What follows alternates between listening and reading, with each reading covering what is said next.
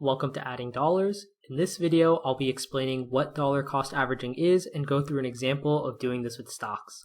I usually make videos about investing in personal finance, so if you're interested in any of that, make sure to check out some of my other videos.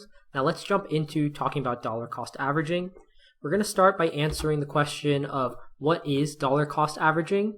It is investing the same amount of money at regular intervals. So the key piece here is that it is the same amount of money and at regular intervals. Some examples of this would be investing $100 every week on Friday, regardless of the stock price. Or for example, $10 every day, or $200 every month.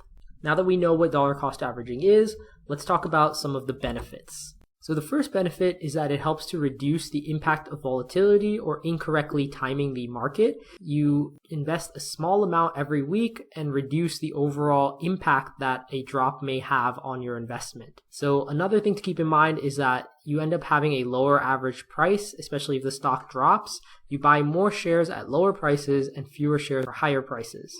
And that's kind of how the volatility is reduced. An example here, if you invest $100 every week and the current stock price is $80, you end up with 1.25 shares, whereas if the stock was $110 and you invested $100, you end up with 0.91 shares. And I'll talk more about this when we look at the example. The next benefit is that it makes investing much easier and it can be automated. By dollar cost averaging, you take out some of the emotion behind investing and you consistently invest a fixed amount of money at a regular interval regardless of how the stock market is performing. And a lot of trading platforms now allow you to automate this. So you can go in and invest $10 per day in Amazon stock automatically. Now let's jump into the example. In this example, we're going to pretend that we're buying $100 of Apple stock every week for 4 weeks. So on week 1, Apple stock is trading at $100. We invest $100. So the number of shares that we get would be 100 divided by 100, which equals 1 share.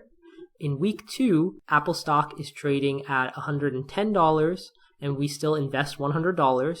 And now the number of shares we get is $100 divided by 110, which equals 0.91. In week 3, Apple stock dips down, maybe because of bad earnings or some sort of bad news, but we invest the same amount of money, and now we end up with 1.25 shares. Similarly, in week 5, price jumps back up, maybe because of some good news. We invest the same amount, and we end up with 0.95 shares. So after 4 weeks, we've invested a total amount of $400 and we have 4.11 total shares. In order to calculate what our average stock price is, we have to do the total amount invested divided by the number of shares, which would be $400 divided by 4.11, which gives you $97.32.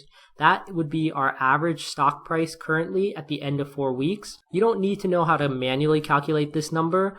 Most trading platforms now will automatically do this for you as you continue to dollar cost average and buy more shares of the same stock at different prices. In this scenario, if our average stock price was $97.32 and the current stock price at the end of week 4 is $105, our current profit would be plus 7.8%. Overall, I really like dollar cost averaging because it makes investing easier and takes a lot of the emotion out of trying to time the market correctly, and it helps reduce the overall impact of volatility if a stock does drop lower after you invest in it. This is a long-term investing strategy that I like to use with well-diversified ETFs. If you have any questions or comments about dollar cost averaging, please leave those down below, or if you want to see me talk about any other topics, leave those down below as well. And don't forget to like and subscribe, and I'll see you all in the next video.